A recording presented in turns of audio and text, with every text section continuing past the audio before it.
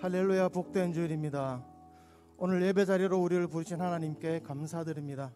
모두 자리에서 일어나셔서 지존하신 주님 이름을 찬양하며 영광스러운 하나님의 보좌로 나가겠습니다.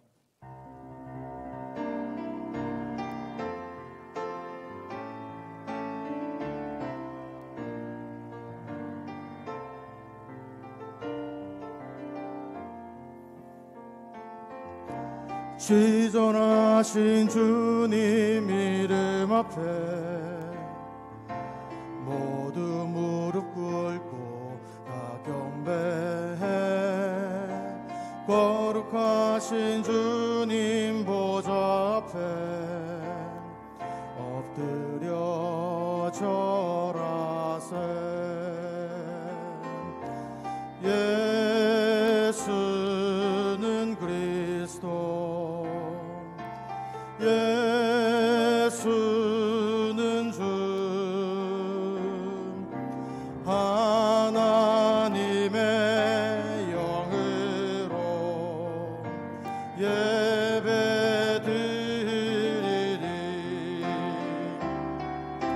지존하신 주님 이름 앞에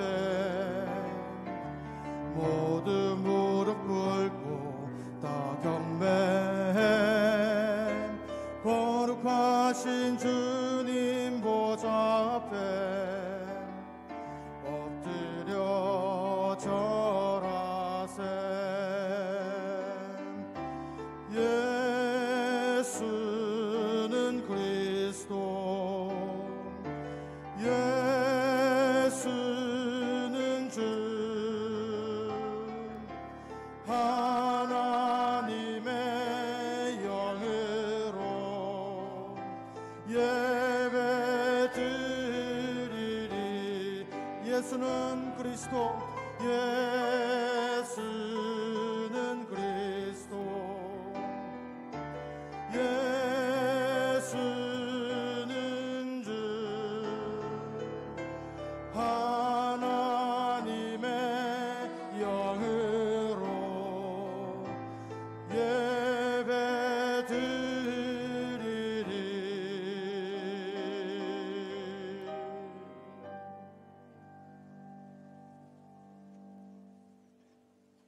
사도신경 올려드림으로 예배를 시작하겠습니다.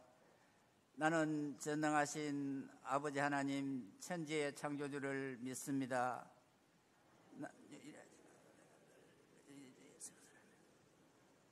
그는 성령으로 잉태하여 동정녀 마리아에게서 나시고 본디오 빌라도에게 고난을 받아 십자가에 못 박혀 죽으시고 장사된 지 사흘 만에 죽은 자 가운데서 다시 살아나셨으며 하늘에 오르시어 전능하신 아버지 하나님 우편에 앉아 계시다가 거기로부터 살아있는 자와 죽은 자를 심판하러 오십니다. 나는 성령을 믿으며 거룩한 공교회와 성도의 교제와 죄를 용서받는 것과 몸의 부활과 영생을 믿습니다. 아멘. 우리의 삶의 모든 것 되시고 생명의 주관자 되시는 거룩하신 아버지 하나님, 지난 한 주간도 험한 세상 가운데서도 우리의 삶을 지켜주시고 오늘도 하나님을 대면하며 예배하는 자리로 우리를 불러주시니 참으로 감사함을 드립니다. 남성교회 주일을 지킵니다. 주님, 이 시간 이 예배 자리에 친히 자정하시어서 우리 예배를 받아주시고 우리의 기도 제목들이 응답되는 감동과 기쁨이 가득한 예배의 현장이 되어지게 주님 축복해 주시옵소서. 아버지 하나님, 지난 한 주간도 하나님 은혜로부터 하나님 아버지 만가지 은혜와 복을 받아 누리고 살면서도 내 속에 내가 너무 많이 자리하고 있어서 주님 거하실 작은 공간 하나도 없이 살았습니다. 주님을 세상 밖에 드러내기보다는 하는 우리 자신을 세상 밖에 드러내는데 너무 바쁘게 움직였습니다. 이런 어리석음을 하나님 아버지 주님의 십자가 앞에 내려놓습니다. 아버지 하나님, 이 시간 우리의 모습을 용서하여 주시옵소서. 사순절 기간을 감당합니다. 주님 고난 받으시고 우리의 죄값을 친히 담당하셨기에 우리가 마지막 날에 주께서 하나님 아버지 이 땅과 천국 사이에 이어놓은 구원의 다리를 건널 수 있기를 소망합니다. 부활의 소망과 하나님 아버지 간격을 가슴에 안고 이 땅 위에서 날마다 승리하게 주님 축복해 주시옵소서. 코로나19로 인해 온 하나님 아버지 지구촌에 하나님께서 창조하신 피조물인 사람들이 하나님의 죽음의 공포와 혼란 가운데 하나님 아버지 처했습니다. 아직까지 아무것도 확신할 수도 없는 하나님 암흑 같은 시간들이 하나님 연속되고 터널의 긴 끝이 하나님을 보이지 아니합니다. 그래도 하나님 믿음으로 하나님 말씀 붙들고 하나님 낙심하지도 말게 하시고 좌절하지도 말게 하시고 이 어려운 시간을 하나님 아버지 믿음으로 잘 이기다 보면 하나님께서 우리에게 하나님 아버지 우리를 위해 예비해 놓으신 이전보다 더 큰 하나님 아버지 안식과 회복을 허락해 주시리라고 확신합니다. 하나님 이스라엘 백성에게 마라의 선물을 통해서 고통과 실망도 주셨지만 결국 하나님 아버지 결국 그 물을 하나님 아버지 단물로 변해 마시게 하셨고 엘림의 12물과 70그루의 종려나무를 허락하셔서 저들에게 편안한 안식을 허락하셨던 아버지 하나님이 이 어려운 하나님 아버지의 고난과 시기를 하나님 아버지 너무 오래 두지 마시고 온 지구촌에 하나님 아버지 원래의 모습대로 하나님 아버지 회복되고 일상이 회복되는 은혜를 베풀어 주시옵소서. 아버지 하나님 이 나라의 민족 주님의 말씀에 세워진 하나님 아버지의 나라 아닙니까? 수많은 선교사들이 하나님 아버지 희생과 헌신을 통해서 복음이 전하여졌고 제헌국회가 하나님 아버지 시작할 때 하나님께 예배드리고 시작했던 이 나라 이 민족 아니옵니까? 이 땅에서 하나님 아버지 전무후무하게 하나님 아버지 복음을 받은 나라에서 하나님 복음을 나누어주는 나라 선교사를 파송하는 나라로 축복하신 아버지 하나님 이 땅과 이 민족 주님 품에 품으시고 동방난 조국을 하나님 아버지 복음으로 싸매어 하나님을 회복시켜 주시고 복음 통일을 이루게 축복해 주시옵소서. 동방의 제사장 민족으로 삼으시고 세계 속에 가장 으뜸가는 이 나라 이 민족 되어지게 주님 축복해 주시옵소서. 세계 각지에 있는 파송된 선교사님들에게 각별한 은혜를 베풀어 주시어서 코로나19로 인해 하나님 아버지 선교의 현장이 선교사님들의 삶이 공고하지 아니하도록 주님 건강도 지켜주시고 저들의 가정도 주님 지켜 보호해 주시옵소서. 아버지 하나님 원치 아니하는 하나님의 여러 가지 하나님 육실의 공고로 인해 하나님 아버지 입원 중인 한우들 회복 중인 한우들이 있습니다. 주님의 능하신 팔을 펼치셔서 치료해 주옵소서. 주님 고쳐 주옵소서. 그 가운데 우리 담임 목사님이 회복 중에 계십니다. 신속하게 회복시켜 주시고 은혜를 베풀어 주셔서 목회의 걸림돌 되지 아니하도록 주님 은혜를 베풀어 주시옵소서. 아버지 하나님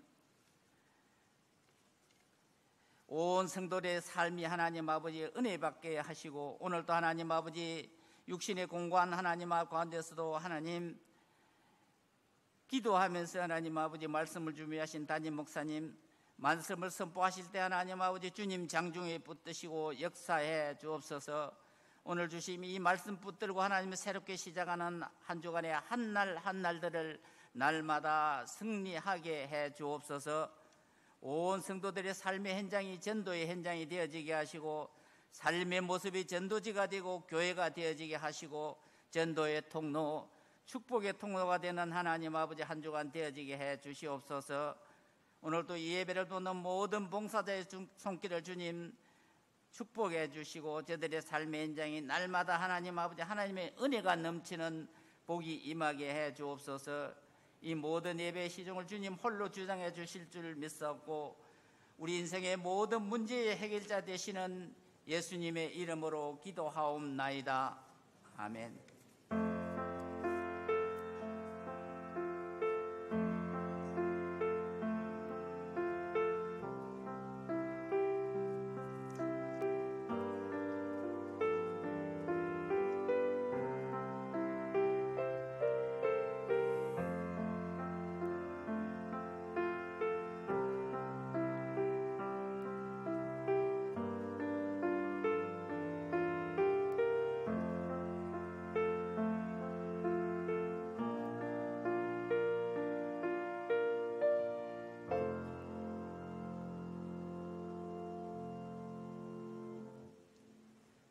교회 생활 안내 말씀드리겠습니다.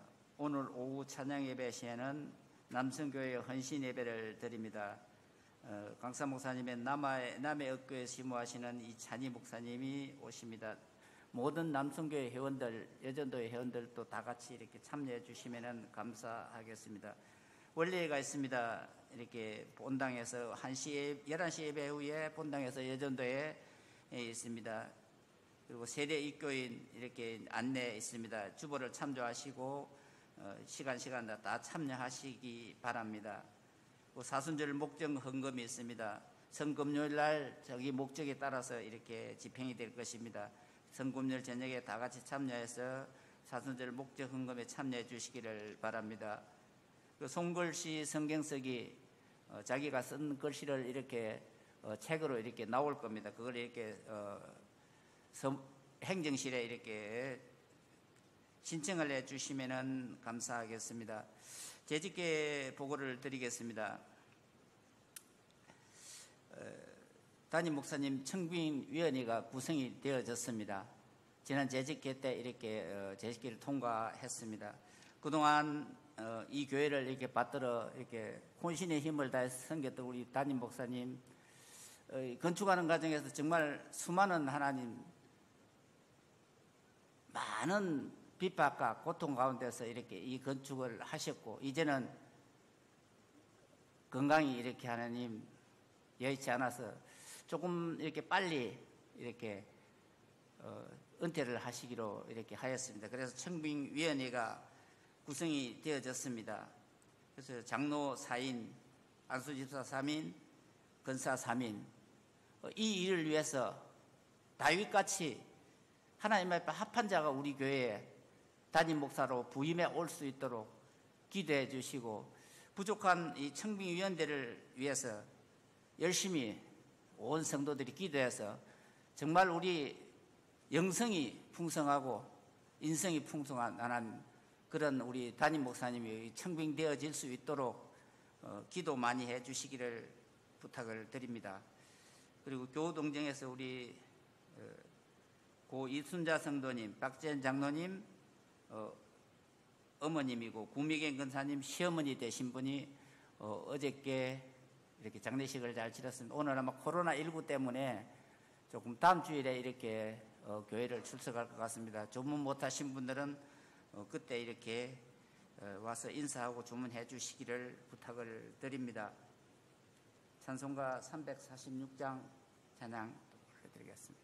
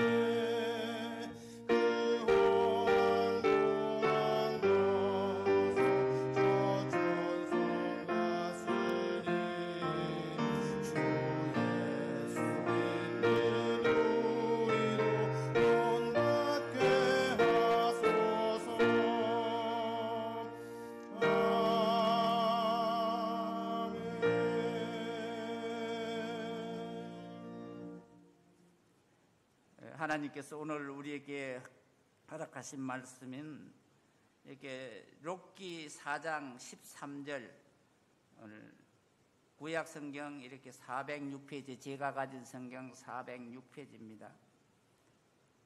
찾으신 줄 알고 다 같이 함께 봉독하겠습니다. 이에 보아스가 롯을 맞이하여 아내를 삼고 그에게 들어갔더니 여호와께서 그에게 임신하게 함으로 그의 아들을 낳은지라.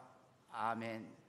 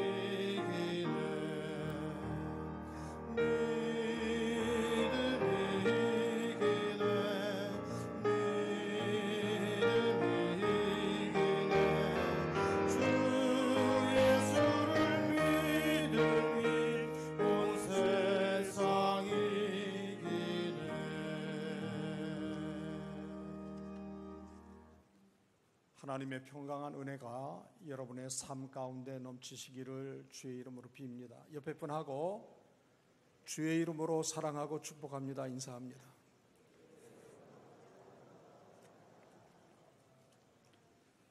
우리가 세상을 사노라면 형통한 날도 있고 곤고한 날도 있습니다.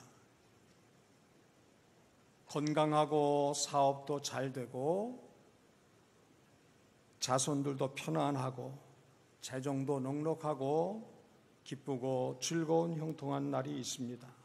반면에 괴롭기도 하고 슬프고 병들고 아프고 곤고한 날도 있습니다.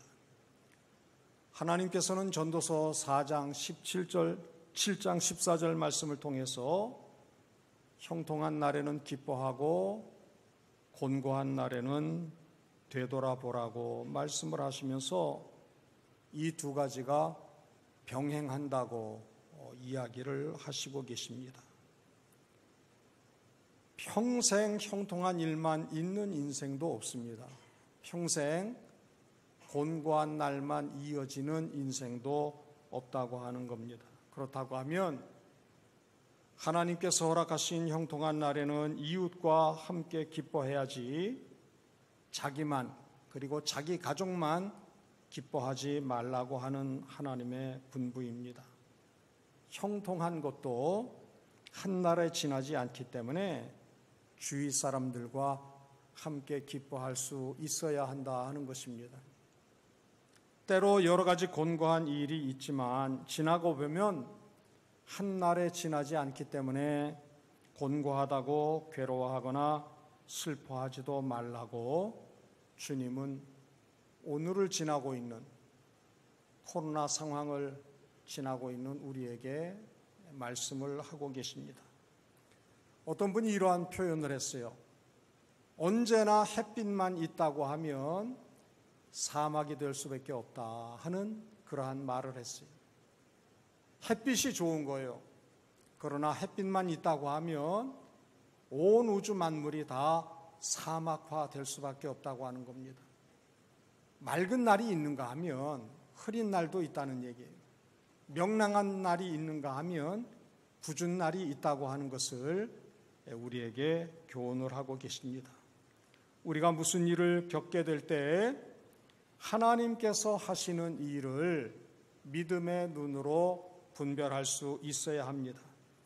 세상 사람들은 미처 보지 못하는 것들을 보는 힘이 믿음이라고 하는 사실입니다. 세상 사람들은 자기가 만난 일, 겪는 일, 그 사건만을 보지만 하나님의 자녀된 우리들은 그 사건을 통해서 내가 겪는 이 일을 통해서 하나님께서 내게 어떠한 뜻이 있으신지 하나님께서 나를 통해서 이루시고자 하는 목적과 목표가 무엇인지를 볼 수 있게 된다고 하는 겁니다. 성경에 등장하는 모든 신앙의 인물들이 그러하고 오늘을 사는 우리 한 사람 한 사람도 다 예외 없이 여기에 해당이 되어집니다. 요셉을 생각한다고 하면 17살의 나이에 형들에 의해서 시기를 받아가지고 그 채색 옷이 벗기워지고 물 없는 웅덩이에 던져져서 결국은 죽을 운명이 되었지만 맏형 루벤의 긍휼한 마음 때문에 그 물 없는 웅덩이에서 건짐을 받아서 이스마엘 상인들에게 팔려가지고 애굽의 노예로 생활하게 되어집니다. 시위대장 보디발의 집에서 성실히 역할을 잘 감당했기 때문에 그 주인이 가정 총무의 책임을 맡겼어요. 그런데 보디발의 아내가 요셉을 유혹해서 그 유혹을 뿌리쳤더니 결국은 애매히 모함을 받아가지고 감옥에 갇히는 신세가 되었습니다. 억울한 옥살이를 하는 중에 왕의 술 맡은 관원장과 떡을 맡은 관원장으로 더불어 죄수로서 생활을 하고 있던 중에 술 맡은 관원장의 꿈을 해석을 해주고 저가 왕 앞에 다시 복직이 되어집니다. 네가 내 꿈을 선히 잘 해석을 해주어서 내 지위를 다시 회복했는데 네가 어떠한 사람인지 내가 왕에게 얘기해서 이 어려운 처지에서 놓이게 해주겠다 그랬는데 아무 소식이 없어요. 그리고 2년의 시간이 지나게 되어집니다. 이렇듯 13년 동안을 모진 어려움을 겪어요. 뜻도 원인도 알지 못하는 일들이 계속 거푸 이어지게 되어집니다. 그런데 하나님께서는 요셉을 애굽의 총리로 세우셔서 그 아비와 형제들을 기근의 때에 건지신 것을 살펴볼 수가 있습니다. 나중에 형들과 만나게 되어지죠. 형들이 놀랍니다. 아버지도 돌아가시고 이제 애굽의 총리인 요셉 동생에 의해서 자기들의 목숨은 바람 앞에 촛불과 같은 처지가 되어졌어요. 전전긍긍하면서 요셉의 눈치를 살필 때에 요셉은 이러한 고백을 하고 있는 것을 보게 되어집니다. 형들이 나를 애굽에 판 것이 아니라 여호와께서 나를 애굽에 보내셨다고 하나님의 섭리를 고백하고 있는 것을 봅니다.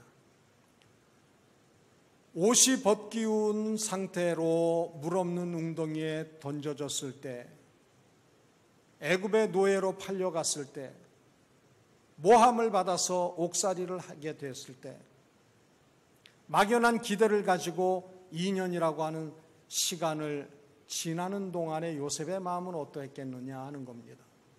사방을 둘러보아도 신락 같은 희망도 보이지 않는 그러한 처지였습니다. 그러나 그 긴 고통의 때를 지나고 나니까 하나님께서 요셉을 애굽의 바로 다음 가는 지위를 허락해 주신 것을 성경은 증거를 하고 있습니다.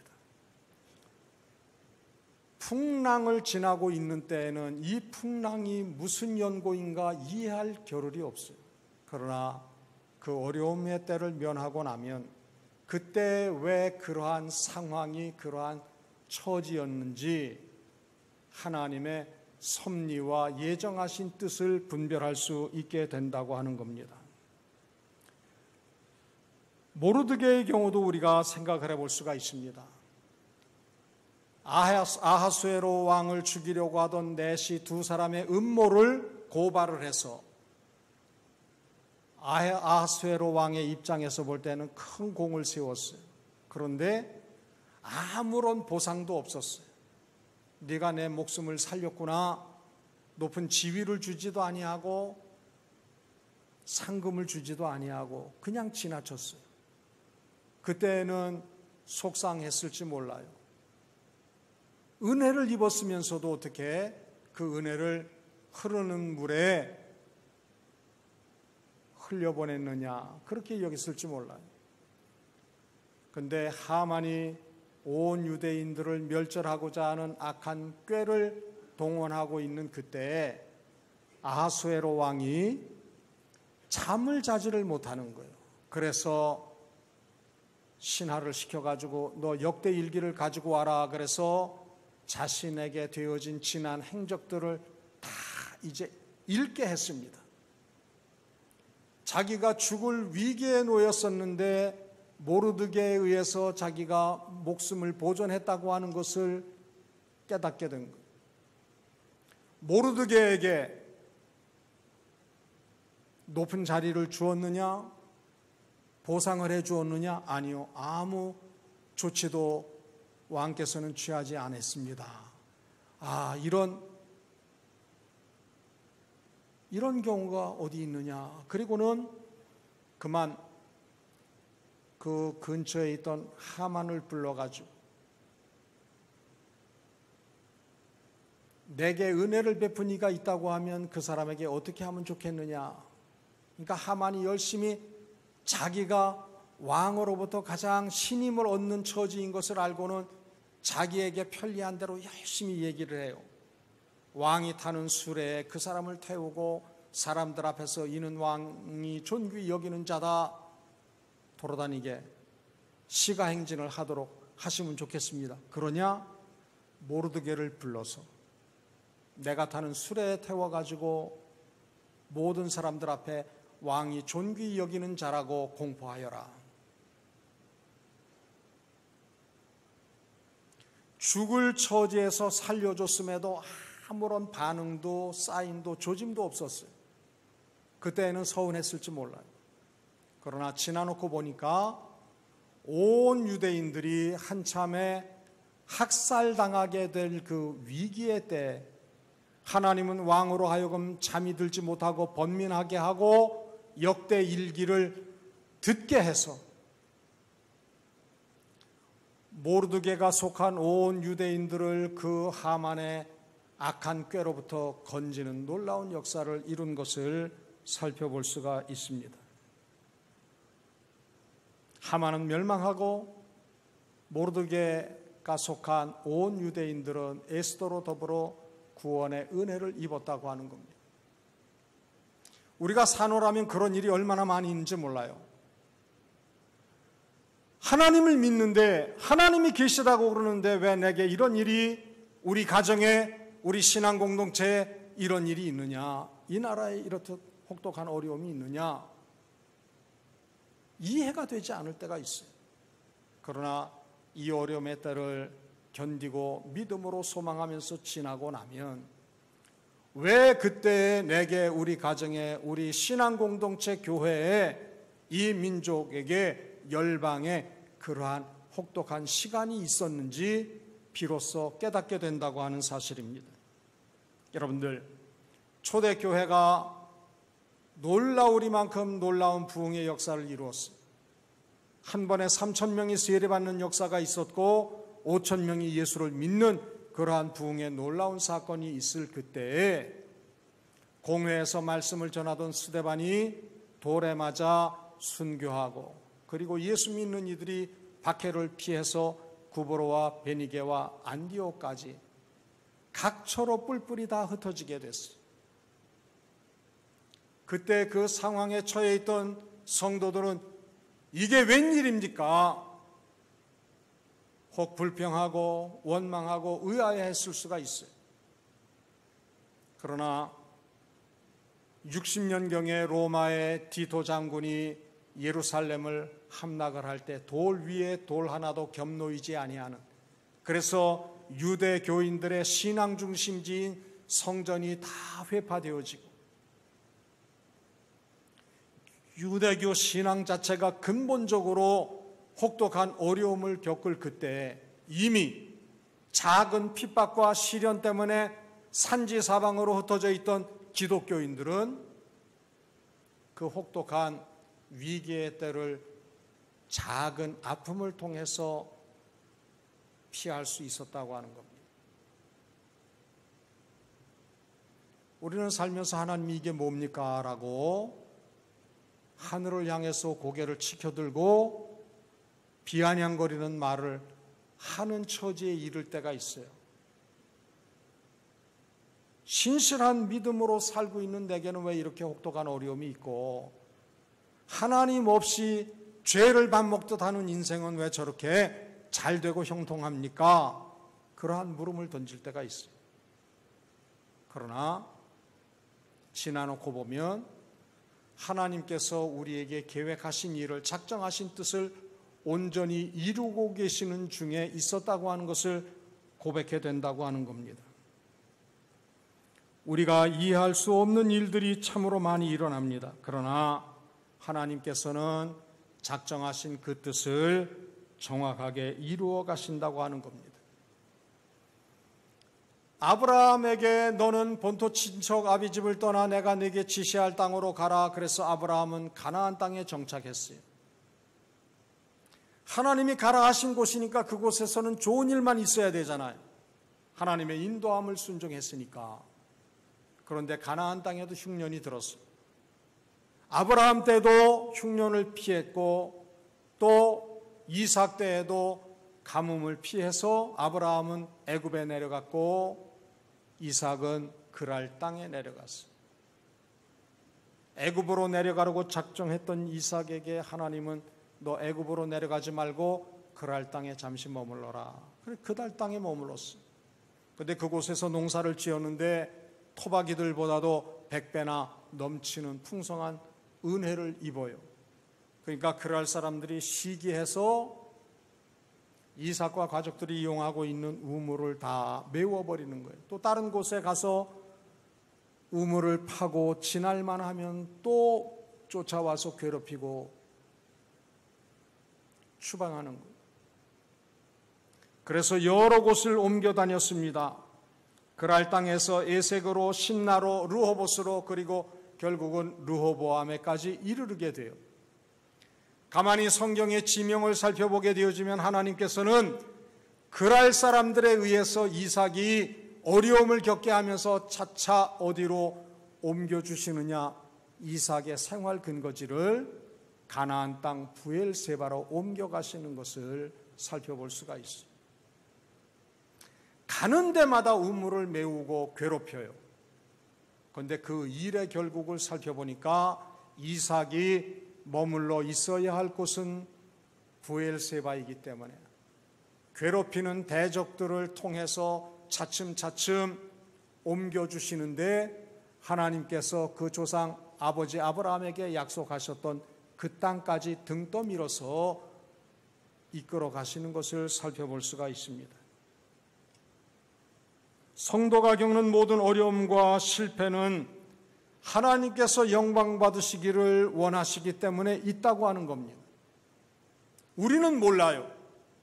왜 이렇게 혹독한 어려움이 있는지 몰라요. 그러나 하나님께서는 우리가 만나고 겪는 그 일을 통해서 하나님께서 홀로 영광 받으시기 원하셔서 그런다고 하는 겁니다. 뿐만 아니라 자녀된 우리에게 복되게 하시기를 원하셔서 하나님이 우리에게 원하시는 것은 행복자가 되기를 원하신다고 하는 겁니다.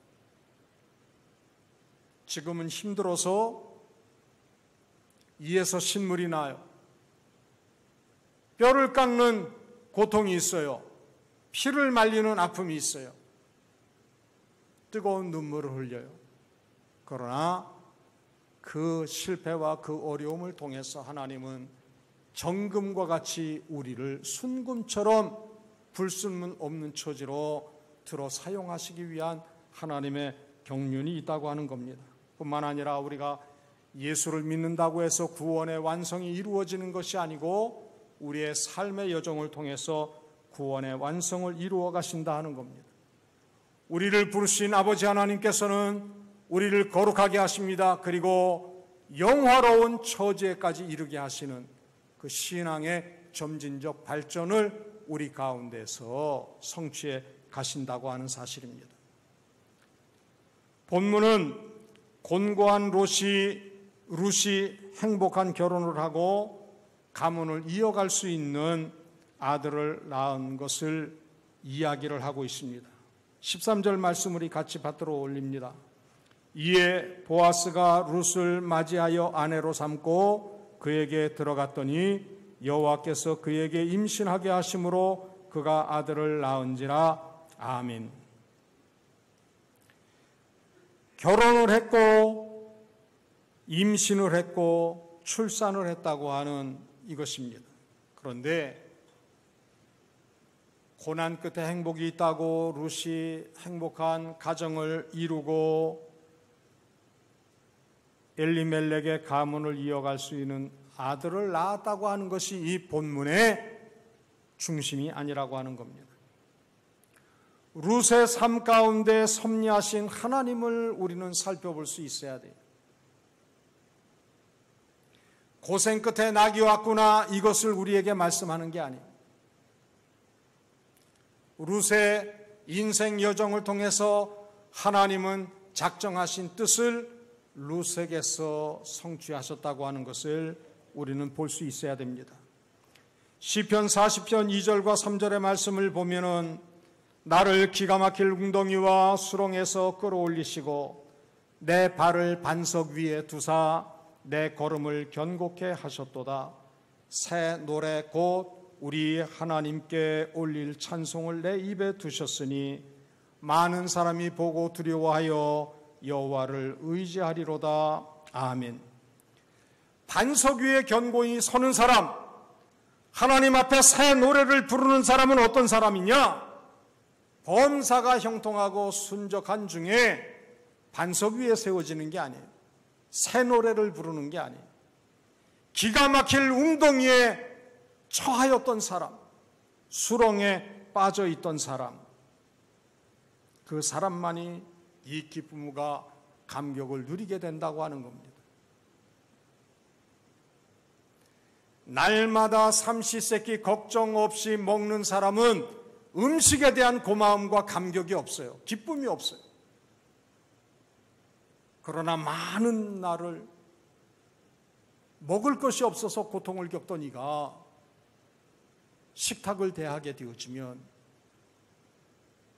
그것이야말로 비교할 수 없는 기쁨이 된다고 하는 겁니다.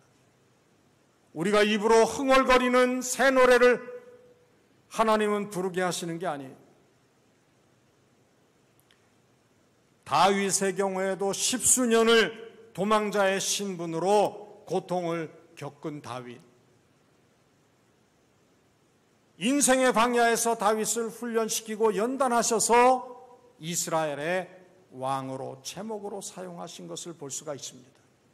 솔로몬은 아버지 다윗에 의해서 부족함이 없는 환경 가운데서 자랐기 때문에 광야의 기간을 거치지를 않았어요. 인생 학교에 수업이 없었어요. 그 까닭에 결국은 저는 인간적인 방법과 수단을 동원해서 살다가 하나님 앞에 부끄러운 마지막을 가질 수밖에 없었다고 하는 것을 우리는 성경을 통해서 살펴볼 수 있습니다. 우리가 연약하기 때문에, 곤고하기 때문에, 낙심되기 때문에 절망하지 마시기를 바랍니다. 이런 어려움 때문에 하나님은 우리로 하여금 보통 노래가 아니라 새 노래를 부르게 하신다고 하는 겁니다. 지금 어려움 가운데 처해 있어도 하나님, 나를 견고한 터 위에 세우실 것을 바라면서 영으로 새 노래를 부르게 하실 하나님의 은혜를 소망하면서 그 어려움의 때를 이기는 우리 모두가 꼭 될 수 있기를 바랍니다. 우리가 영적으로 언제 성장하느냐? 편안하고 형통하고 순적하고 일이 잘 풀릴 때 신앙적으로 영적으로 성장하는 게 아니에요. 세상 풍파를 겪으면서 우리는 영적으로 성장하고 믿음의 견고한 터 위에 우뚝 서게 된다고 하는 겁니다. 지금의 어려움과 문제는 장차 우리가 누리게 될 복과 이어져 있다고 하는 사실입니다. 그런데 지금 만나고 있는 형편 때문에 좌절하고 불평하고 원망하게 되어지면 하나님께서 나와 우리를 위해서 예배해 놓으신 하늘의 신령한 은혜를 맛볼래야 맛볼 수가 없게 된다고 하는 겁니다. 그래서 바울은 고린도후서 1장 15절에 이렇게 말씀을 하고 있습니다. 그리스도의 고난이 우리에게 넘친 것 같이 우리가 받는 위로도 그리스도로 말미암아 넘치는도다 말을 하고 있어요. 고난이 크면 클수록 하나님이 주시는 위로가 크다는 거예요. 하나님, 다른 성도들은 건강한데 나는 왜 이렇게 몸이 아프고 힘들어요? 죽을 지경이에요. 그러지 마세요. 건강한 사람들은 하나님이 주시는 위로도 아주 적다고 하는 사실을 생각을 하세요. 재정적으로 걱정이 없이 생활하는 사람이 있다고 하면 내가 지금 겪는 재정적인 어려움은 물질이 넉넉한 사람이 하나님으로부터 입는 은혜와는 비교할 수 없는 각별한 은혜가 된다고 하는 사실을 마음에 새기실 수 있기를 바랍니다. 어떤 목사님이 하나님, 저는 성자처럼 살고 싶어요. 그렇게 늘 기도를 했어요. 성자처럼 살려면 사람들과의 관계도 다 단절하고 수도사와 같은 삶을 살아야 되는데 목사가 됐어요. 만나는 게 사람들이에요. 성자처럼 살기 위해서는 말을 아끼고 말을 안 해야 되는데 목사는 어때요? 말을 해야 돼요. 그것도 보통 말하는 게 아니잖아요. 얼마나 말을 많이 해야 돼요. 하나님, 저는 성자처럼 살기를 원했는데 왜 저를 목사를 만드셔서 많은 사람들 사이에서 부대끼게 하시고 말을 아껴야 되는데 말을 많이 해야 되는 이러한 처지에 두셨어요. 그리고 꿀꿀해가지고 있었어요. 마음이 편치를 않았어요. 이 목사님 암 진단을 받았어요. 암 진단을 받고 나니까 그제서 그 모든 자신을 둘러싸고 있던 환경, 좀 거북하고 어색하고 불편했던 환경, 그것이 아무것도 아닌 게 되는 거예요. 여러분들 죽을 병 걸리면요, 집 평수가 작은들, 집 평수가 넓은들, 소유가 많은들, 소유가 적은들, 자식이 많은들, 자식이 적은들, 그거 아무 상관없어요. 오직 하나님과 나와의 관계. 하나님은 성경에 등장하는 많은 사용하신 하나님의 사람들을 어떠했느냐? 주변 많은 것으로 요란하고 분주한 것이 아니라 저가 처해 있는 처지와 형편이 어떠하든지 하나님과 늘 대면하는 삶을 살도록 은혜를 베풀어 주셨다고 하는 사실을 우리는 기억할 수 있기를 바랍니다. 13절 말씀해 보니까 중반절 이후에 여호와께서 룻에게 임신하게 하심으로 그가 아들을 낳은지라 기록을 하고 있습니다. 하나님께서 사랑하는 자, 하나님께로부터 부르심을 받은 자에게는 모든 것이 합력해서 선을 이루도록 역사하신다고 하는 겁니다. 그 일의 결국은 의뢰고 그 일의 결국은 복이라 하는 거예요. 룻이 보아스를 만나서 결혼하고 오벳을 낳은 것 같지만 그게 아니라는 거예요. 룻은 엑스트라요, 조연일 뿐이라는 거예요. 이 사건의 주인공은 누구세요? 하나님이세요. 룻이 결혼했으나 남편을 앞세운 사별한 일, 그리고 조국인 모압을 떠난 일, 낯선 베들레헴에서 들판에 나가서 이삭 줍는 일, 부끄러움을 무릅쓰고 시어머니 나오미의 분부에 의해서 보아스의 발치에 누웠던 일, 되어진 이 모든 일들은 다 하나님께서 하신 일이라고 하는 겁니다. 우리 인간의 눈으로는 도무지 이해가 되어지질 않아요. 여러분들 결혼을 왜 해요? 행복하려고 해요. 결혼했는데 자식도 없이 하늘 같은 남편이 세상을 떠났어요.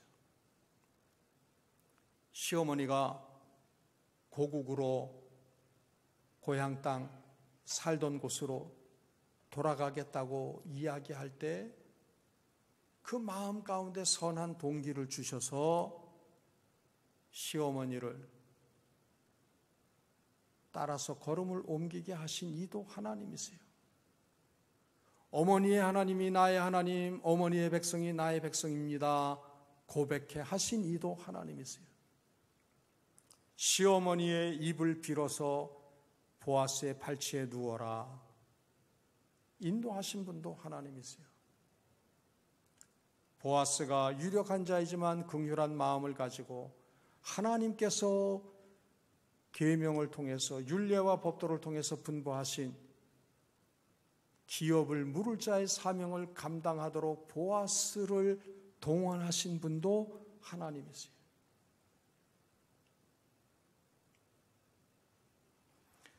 모자이크를 보게 되어지면 조각 하나하나는 아무것도 아니에요.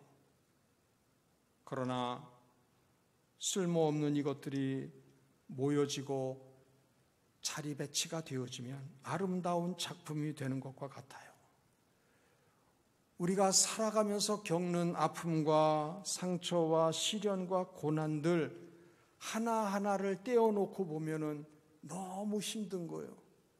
볼썽사나운 거예요. 볼품도 없고 누구 앞에 내어놓을 아무것도 없어요. 그러나 하나님께서 이러한 우리의 아픔과 상처와 고난과 시련을 모아서 우리를 순금같이 귀하게 세워가시는 줄 믿으시기 바랍니다.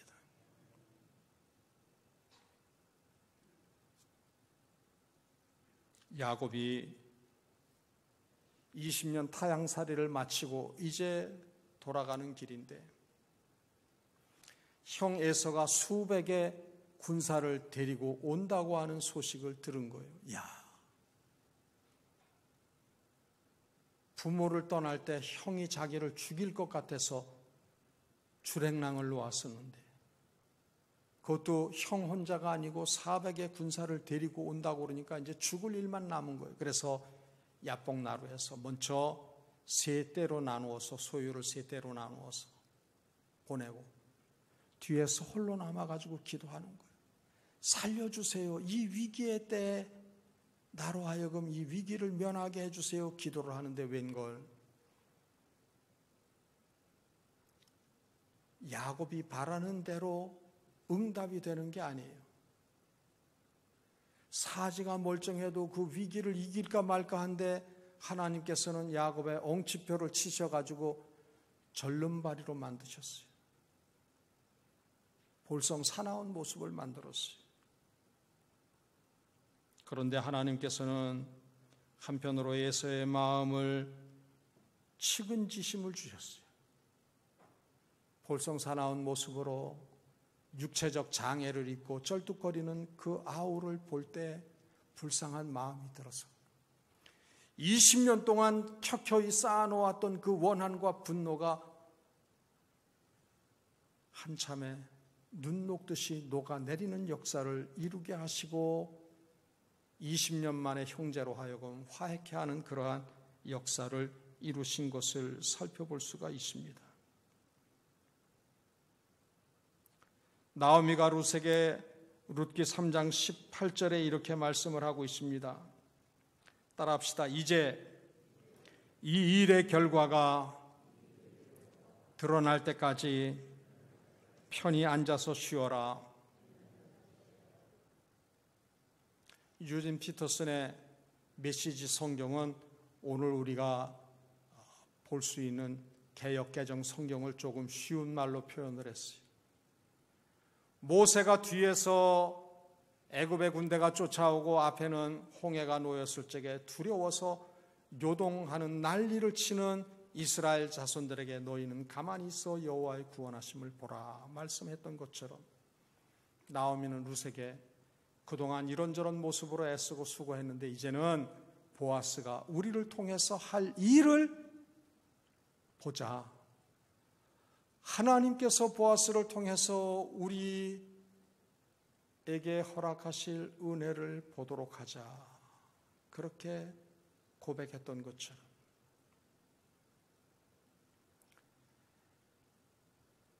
유대인들의 전승에 의하고 랍비들과 그리고 유대인 학자들에 의하면은 우리 성경에는 그렇게 기록되어져 있지는 않아요.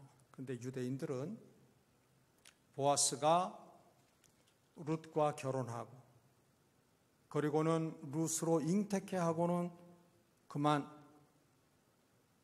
세상을 떠났다. 그렇게 알고들 있어요. 유대인의 관습은 어떠하냐? 혼인 예식이 시작되어지면 혼인 예식을 하고 난 다음에 신랑과 신부가 비밀의 방에서 사랑을 나누든지 혹은 장래에 대한 계획을 나누든지 그 시간을 기다렸다가 잔치 자리에 연회에 참석을 하는 거예요. 그런데 그렇게 표현을 하고 있어요. 유대인들의 그 랍비들의 쓴 저서에 보면 보아스와 룻이 혼인 예식을 치르고 신랑 신부가 머무르는 비밀의 공간에서 시간을 가지는 동안 연회가 시작되기를 축하하러 온 사람들은 다 대기하고 기다리는데 그 기다림이라고 그렇게 순서에 표현이 되어져 있어요. 기다리는데 어떤 소식이 들려오느냐? 보아스가 세상을 떠났습니다 하는 소식을 접하고는 결혼식 자리가 장례식장이 됐다고 하는 그러한 유대인들의 책에는 그렇게 되어져 있어요. 성경은 그렇게 기록하고 있지 아니하니까 우리가 그것을 믿어야 되나 말아야 되나 그것은 우리 각자의 마음이에요. 그러나 한번 생각을 해보시기를 바랍니다. 룻과 나오미가 겪고 있는 그 인생의 고통에서 건지기 위해서 하나님은 보아스를 동원을 하셨는데 보아스의 죽음으로 나오미와 룻의 인생 문제를 해결해 주셨던 것처럼 우리 모든 인생들의 죄 문제를 단번에 누가 해결하셨어요? 예수 그리스도께서. 수많은 제사를 통해서도 해결받지 못하는 죄의 근본적인 문제, 하나님 떠나고 불순종하고 타락한 문제, 이 문제 예수 그리스도를 통해서 십자가 사건으로 단번에 구원을 이루셨던 것처럼 룻이 그 많은 인생 여정 가운데 하나님은 보아스를 들어 사용을 하셔서 룻의 끊어진 기업, 엘리멜렉의 가문을 이어가는 그러한 은혜를 베풀어 주셨다는 것입니다. 오늘을 사는 우리에게 우리가 만난 그 모든 문제들의 유일한 해결은 누구이냐? 예수 그리스도라고 하는 겁니다. 마치 룻에게 보아스가 유일한 해결책이었던 것처럼 무슨 일을 만나든지 만사 형통케 되어지는 지름길은 다른 것이 아닌 예수 그리스도. 지금 우리는 코로나의 이 기간을 지나고 있어요.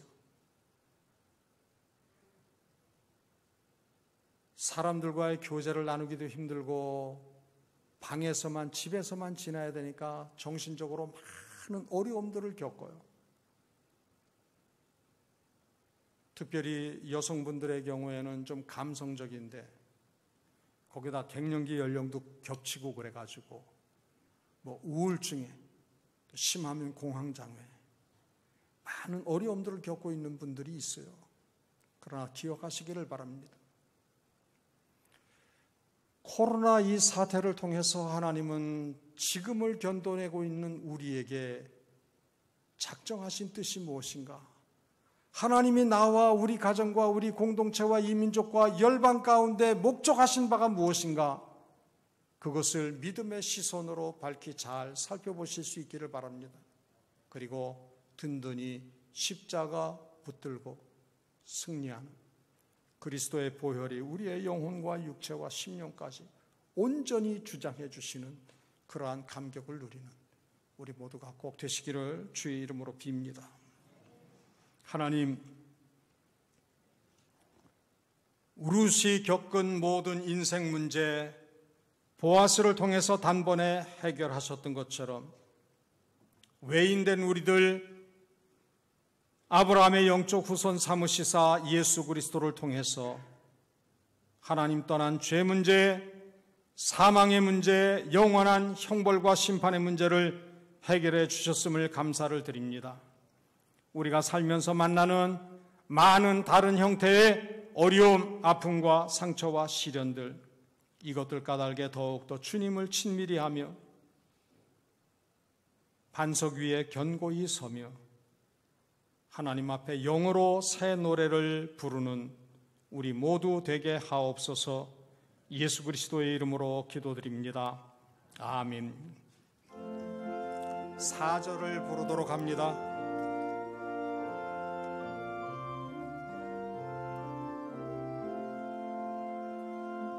이 세상의 힘든 자 모두 주 앞에 나오라.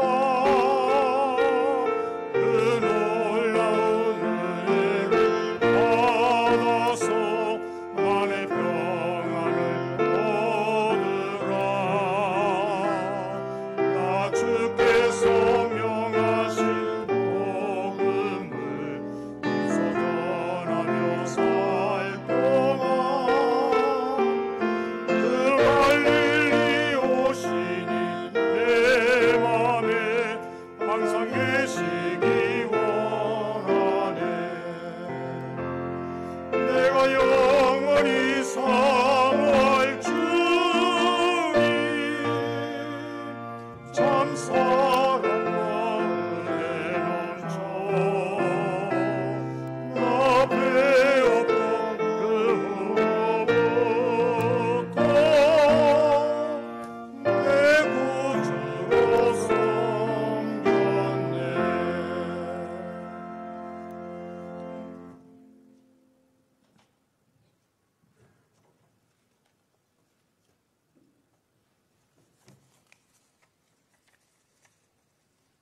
이 시간 등록하신 세 가족 소개하도록 합니다.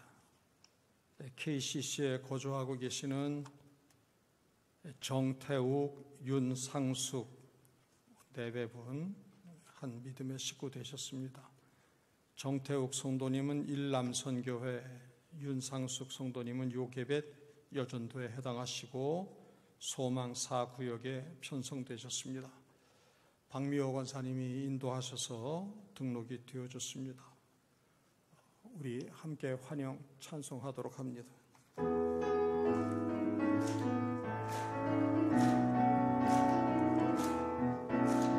축복합니다.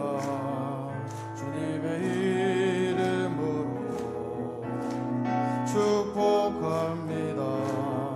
주님의 사랑으로 이곳에 모인 주의 거룩한 자녀에게 주님의 기쁨과 주님의 사랑이 충만하게 넘치기를 축복합니다. God bless you. God bless you. 축복합니다. 주님의 사랑으로 주의 이름으로 환영합니다. 김봉준 장로님이 말씀하셨는데 제가 65세로 이제 교회 담임 목사 역할을 이제 내려놓도록 하게 됩니다. 그래서 교회가 이제 후임 교역자를 이제 의논을 하고 모셔와야 돼요. 여러분들 교회 목회자는 채용하는 게 아닙니다. 그러니까 좋은 분을 주변에서 살피고 좋은 분이어도 또 우리 교회하고 또 마침 맞아야 돼요. 실력 있고 탁월한 분이라고 해서 다 우리 교회에 맞느냐? 그렇지는 않습니다. 그래서 지난 주일에 재직회를 하면서 청빙위원을 10분을 결정을 했습니다. 근데 이 10분이 성도들을 대표해서 이제 면면을 살피도록 할 것이고, 그리고 최종적인 결정은 당회와 재직회를 거쳐서 공동의회에서 확정 지을 겁니다. 그러니까 여러분들 특별히 기억하실 게 있어요. 담임 목사를 모실 때 우리가 이 일을 주도적으로 했다라고 어느 누구도 주장해서는 안 돼요. 제가 교회 올 때 저를 연락을 취하고 우리 교회 모시는 일을 관여했던 분이 교인들이 그분을 어떻게 만들었느냐. 김세봉 목사는 아무개가 얘기하면 잘 들을 거야. 그리고 그분한테 있는 거 없는 거 모든 것을 다 이야기를 한 거예요. 의미를 부여를 했어요. 그러니까 그분이 그만 내가 아니면 하는 그러한 마음이 자리 잡아가지고 결국은 본인에게도 유익하지 못한 모습들이 있었어요. 교회의 모든 결정은 특정한 사람 한두 사람이 하는 게 아니에요. 그 일에 결국은 하나님께서 하시는 거예요. 얘기를 들으니까 왜 재직회 때 청빙위원 결정한다는 걸 광고를 안 했느냐부터 시작해서 벌써 이야기들이 막 무럭무럭 나오고 있어요. 여러분들, 청빙위원이 되는 것은 일을 잘하고도 욕먹기가 십상이에요. 조금 잘못하면 온갖 오해도 받고 욕도 먹고 그렇게 되어져요. 그러니까 모실 분을 위해서도 기도하고 대표성을 가지고 수고하실 분들을 위해서도 기도하고 우리 스스로가 이제 지도력이 교체가 되어져야 되는데 20여 년 동안을 여러분들은 알게 모르게 저하고 익숙해져 있어가지고 조금만 스타일이 달라도 그때는 안 그랬는데 이런 얘기를 하기가 쉬워요. 그렇기 때문에 여러분들 남은 기간 동안 기도하시면서 우리 교회에 꼭 필요한 분을 하나님이 보내주시도록 이 일을 위해서 전 성도들이 틈날 때마다 기도하고 일선에서 수고하시는 분들이 피곤하지 아니하도록 말도 아끼고 말할 시간에 기도를 더 많이 해주시도록 하세요.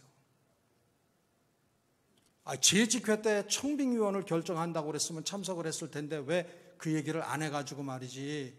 난 청빙위원이 안 됐네, 이런 식으로 서운해할 필요도 없어요. 의무 감당하는 분이 권리도 또 감당할 수 있도록 그렇게 되어져 있어요.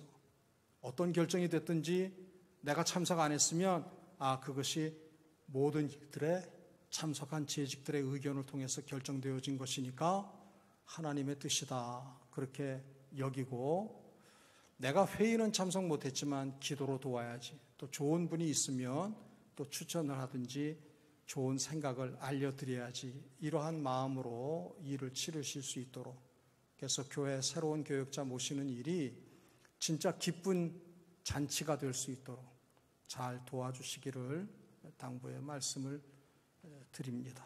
우리 드린 예물 새 가족 위해서 기도하도록 합니다.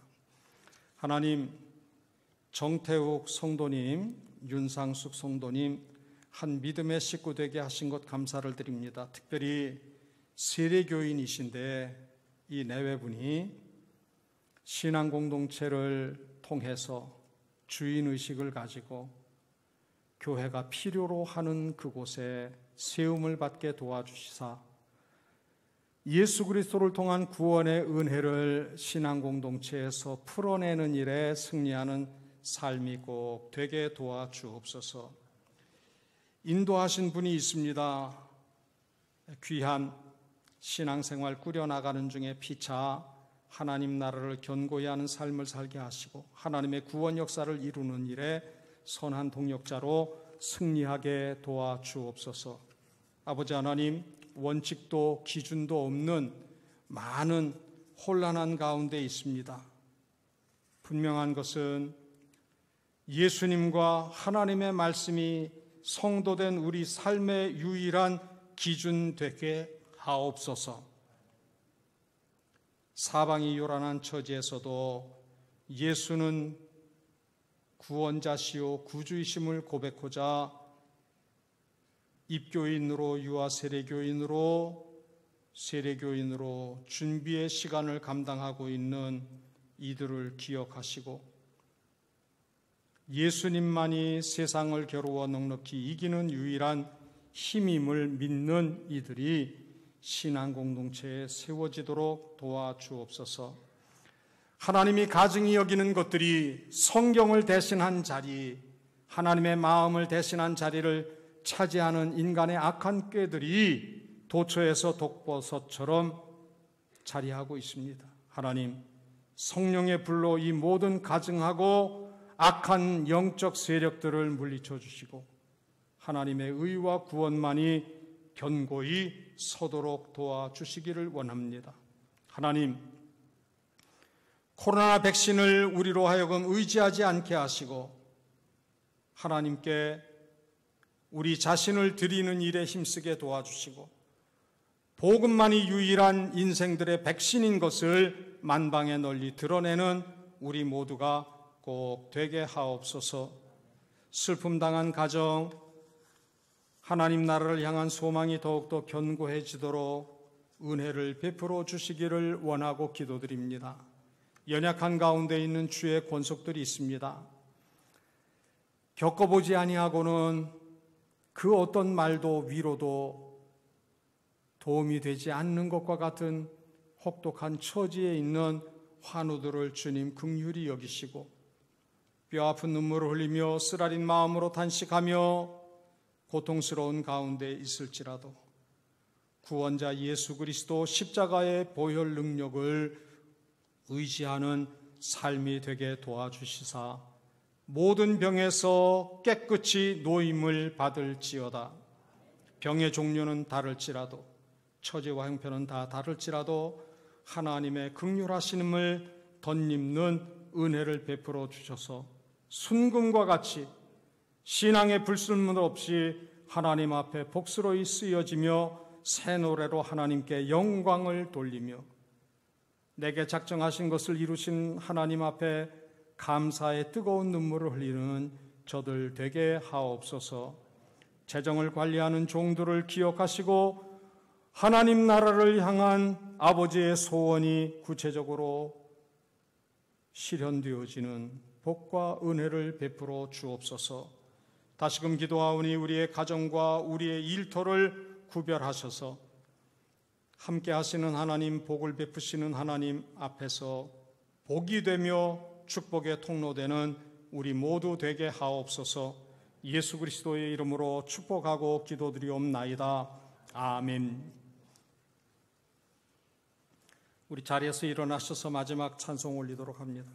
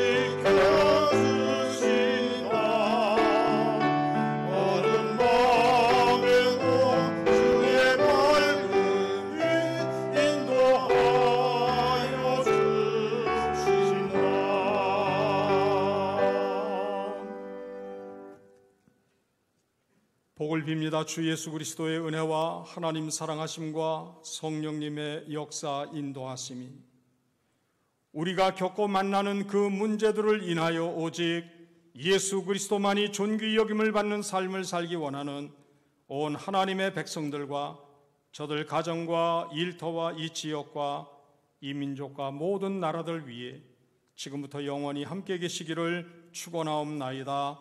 아멘.